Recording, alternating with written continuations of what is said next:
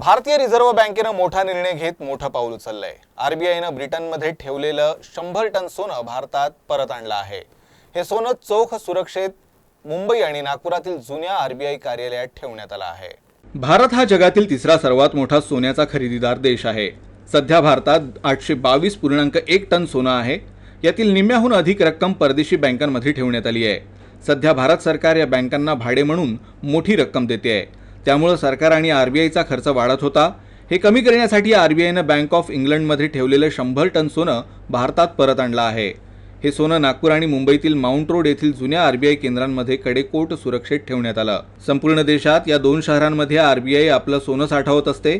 1991 नंतर सोन्याचं हे सर्वात मोठं हस्तांतरण आहे।